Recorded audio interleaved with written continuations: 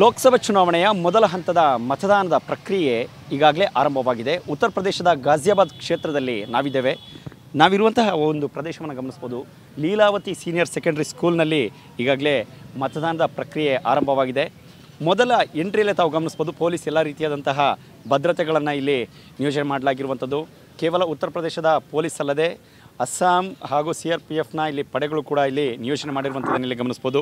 ಹಾಗೆ ಮುಂದುವರಿತಾ ಹೋದರೆ ತಾವು ಗಮನಿಸ್ಬೋದು, ಹಂತವಾಗಿ ಬಿಸಿಲಿನ ವೇಗ ಹೆಚ್ಚಾಗ್ತಿರುವಂಥ ಹಿನ್ನೆಲೆಯಿಂದಾಗಿ ಬೆಳಿಗ್ಗೆ 7 ಗಂಟೆಗೆ ಮತದಾರರು ಮತಗಟ್ಟೆಯ ಬಳಿ ಬಂದು ತಮ್ಮ ಮತವನ್ನು ಚಲಾಯಿಸುವುದಕ್ಕೆ ಎಲ್ಲ ರೀತಿಯಾದಂತಹ ತಯಾರಿಯನ್ನು ಮಾಡಿಕೊಳ್ಳಿದ್ದಾರೆ. ಸಾಲುಗಟ್ಟಿ ನಿಂತಿರುವಂತಹ ದೃಶ್ಯಾವಳಿಗಳನ್ನು ಕೂಡ ತಾವಿಲ್ಲಿ ಗಮನಿಸ್ಬೋದು.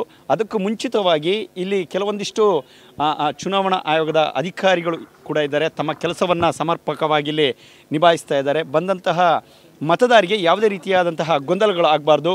ಇಲ್ಲಿ ತಮ್ಮ ID ಕಾರ್ಡನ್ನು ಕೊಟ್ಟ ಬಳಿಕ ಸಂಬಂಧಪಟ್ಟಂತಹ ದಾಖಲೆಗಳನ್ನು ಪರಿಶೀಲಿಸಿ ಮತಗಟ್ಟೆಗಳಿಗೆ ಹೋಗುವ ಮುನ್ನ ಅದನ್ನು ಪರಿಶೀಲಿಸಿ ಅವರಿಗೆ ಒಂದು ಸ್ಲಿಪ್ ಹಾಗೂ ಅವರ ನಂಬರನ್ನು ಹೇಳಿ ಕಳಿಸುವಂತಹ ಪ್ರಕ್ರಿಯೆಗಳನ್ನು ಇಲ್ಲಿ ಚುನಾವಣಾ ಆಯೋಗದ ಕೆಲವೊಂದಿಷ್ಟು ಅಧಿಕಾರಿಗಳು ಕೂಡ ಇಲ್ಲಿ ಇರುವಂಥದ್ದನ್ನು ತಾವಿಲ್ಲಿ ಗಮನಿಸ್ಬೋದು. ಹಾಗೆ ದೃಶ್ಯಾವಳಿಗಳಿಗೆ ಗಮನಿಸ್ತಾ ಹೋದರೆ ಮತದಾರರು ಈಗಾಗಲೇ ಬಿಸಿಲಿನ ವೇಗವನ್ನು ತಡೆದುಕೊಳ್ಳೋದಕ್ಕೆ ಸಾಧ್ಯವಾಗುವುದಿಲ್ಲ. ಹೀಗಾಗಿ ಬೆಳಗ್ಗಿನ ಜಾವವೇ ಬಂದು ತಮ್ಮ ಮತವನ್ನು ಚಲಾಯಿಸುವುದಕ್ಕೆ ಮುಂದಾಗ್ತಿರುವಂತಹ ದೃಶ್ಯಾವಳಿಗಳು, ಸಾಲುಗಟ್ಟಿ ನಿಂತಿರುವಂತಹ ದೃಶ್ಯಾವಳಿಗಳನ್ನು ಇಲ್ಲಿ ಗಮನಿಸ್ಬೋದು.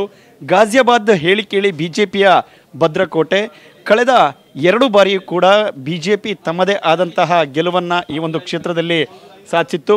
ಜೊತೆಗೆ ಈ ಹಿಂದೆ 2009ರಲ್ಲಿ ರಾಜನಾಥ್ ಸಿಂಗ್ ಈಗಿನ ಗೃಹ ಸಚಿವರು, ಕಳೆದ ಬಾರಿ ನಡೆದಂತಹ 2014ರ ಚುನಾವಣೆಯಲ್ಲಿ ಜನರಲ್ VK ಸಿಂಗ್ ಈಗಿನ ಕೇಂದ್ರ ಸಚಿವರು. 2 ಬಾರಿ ಕೂಡ BJP ತನ್ನ ತೆಕ್ಕೆಯಲ್ಲಿ ಈ ಕ್ಷೇತ್ರವನ್ನು ಹಿಡಿದುಕೊಂಡಿದೆ.